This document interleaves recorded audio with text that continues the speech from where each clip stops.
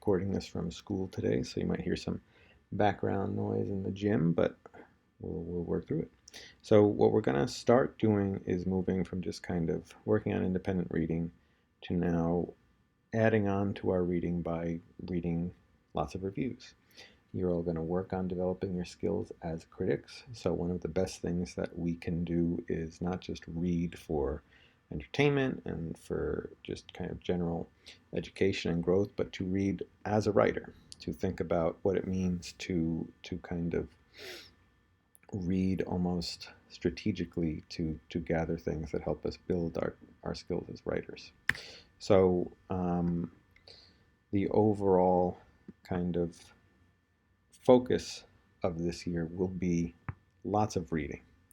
And I'm using that word, as I said before, kind of broadly, because reading is not just, reading books. It's at the center of all criticism, right? Because to be able to review something, even if it's not a book, even if it's just like, a smartphone, is to read it, right? To understand its qualities, to interpret its qualities.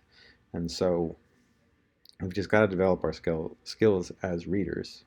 One of the most obvious, simplest, best ways to do that when we're becoming critics is to just read the professionals.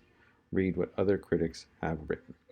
So I'm going to take, as an example, movie reviews. Again, you can kind of work from any genre, but I think this is kind of simple and good for examples, and a lot of you are interested in writing movie reviews.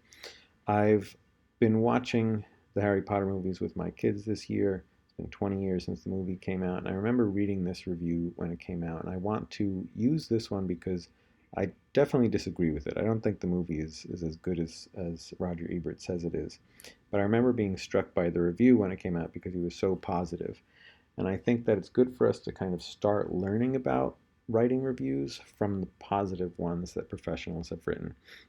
I think negative ones are kind of too dangerous right now because it'll influence you too much towards that. And I think if we start to see, like, what does it mean to really write, a good review, right? A well-written good review, then that's the best place to start. So even if you've never seen this movie, that's kind of the point, right? You should be able to read a review without having seen it. So let's see what Ebert does. Ebert is one of the most famous film critics of all time. He writes, Harry Potter and the Sorcerer's Stone is a red-blooded adventure movie dripping with atmosphere, filled with the gruesome and the sublime, and surprisingly faithful to the novel. A lot of things could have gone wrong, and none of them have. Chris Columbus's movie is an enchanting classic that does full justice to a story that was a daunting challenge. The novel by J.K. Rowling was muscular and vivid, and the danger was that the movie would make things too cute and cuddly. It doesn't. Like an Indiana Jones for younger viewers, it tells a rip-roaring tale of supernatural adventure where colorful and eccentric characters alternate with scary stuff like a three-headed dog, a pit of tendrils known as the Devil's Snare, and a two-faced immortal who drinks unicorn blood. Scary, yes, but not too scary, just scary enough. Let's read a little bit more. I'll skip around a bit. You see that we haven't really had too much summary yet, right? He gives us a bit here. Deposited as a foundling on a suburban doorstep, Harry is raised by his aunt and uncle. But it's not too much. He then gets into, the kind of look of the film. Our first glimpse of Hogwarts sets the tone for the movie's special effects. Although computers can make anything look realistic, too much realism would be the wrong choice for Harry Potter, which is a story in which everything, including the sets and locations, should look a little made up. The school, rising on ominous Gothic battlements from a moonlit lake, looks about as real as Xanadu and Citizen Kane, and its corridors, cellars, and great hall, although in some cases making use of real buildings, continue the feeling of an atmospheric book illustration. Let's skip down to the end. During Harry Potter and the Sorcerer's Stone, I was pretty sure I was watching a classic, one that will be around for a long time and make many generations of fans. It takes the time to be good. It doesn't hammer the audience with easy thrills, but cares to tell a story and to create its characters carefully.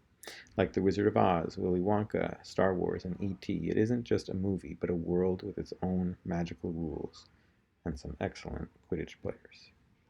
Okay, so what I like about this review is how kind of enthusiastic he is and positive. And I remember seeing the movie at the time, and I thought it had a lot of problems. I still do, but the movie is still around, and I think he's right. Looking back at it, that the movie does set the tone really well. It creates the world. It casts the right people. It creates the correct kind of tone for the world, and that makes the rest of the movies possible and successful. And you can, now that it's been 20 years, we've seen Harry Potter like things come and go. I don't think that the Twilight movies have been as successful. I don't think that, look at that Avatar live action movie, based on the Nickelodeon show, not the Blue People. Um, that one was a disaster, and this one really did get something right. And I think Ebert was hitting on that here. But it doesn't matter if you're right or wrong. Lots of critics are wrong. What makes it a good review? And if I'm just to start listing things I notice in his writing, one is he makes a lot of clear points quickly and he's confident in it. It takes a lot for a critic to say this is a classic, right? Usually that takes time, but he's confident about it. Now he's Roger Ebert, and he probably, can stand to be wrong more often than some people who might be starting out. I don't think you should just declare anything a classic right away, right? Be careful to do that. But I'm not so much interested in the fact that he calls it a classic, but in the concision with which he does it, right? So if you go to that beginning, like, this is really, it's a big paragraph, but each sentence tells you something quickly and forcefully. A lot of things could have gone wrong, and none of them have. The movie is an enchanted classic that does full justice to a story that was a daunting challenge. Like an Indiana Jones for younger viewers, it tells a rip-roaring tale of supernatural adventure. Not too scary, just scary enough.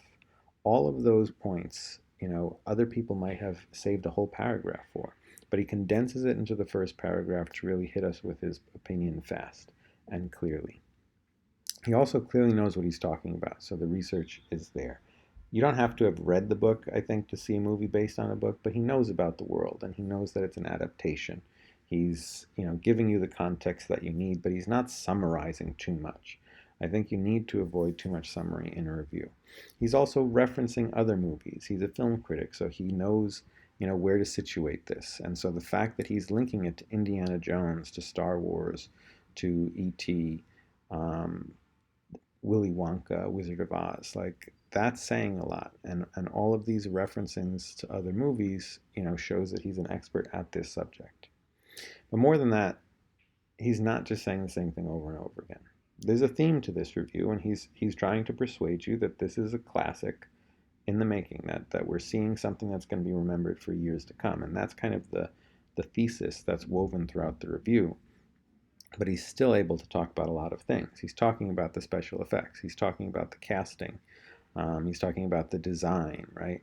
Watch Alan Rickman, that's the person playing Snape, drawing out his words until they seem ready to snap, yet somehow staying in character.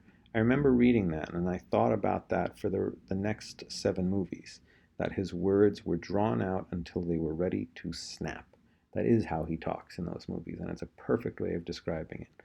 And so the fact that he can cover a lot of topics, but also, kind of keep his thesis, firm and clear throughout, is really interesting. I'm not saying this to say to you, now go write a review like Roger Ebert. What I'm saying is, read a review to start noticing the types of things that I'm noticing and write them down. And this is how we can, read as writers from the perspective of the writer. And so what I want you to do on Monday, come with a review that you think is interesting on your topic. So if you want to review video games, find a review on a video game, possibly, most preferably one that you know and really like, and find a positive one, that you think has an interesting perspective. And then we're going to work on reading as a writer and doing precisely what I did here, listing things that we notice, listing techniques. And if we can collectively list as many techniques as we can see in good reviews, we can start to develop our own criteria for what makes for good writing in a review.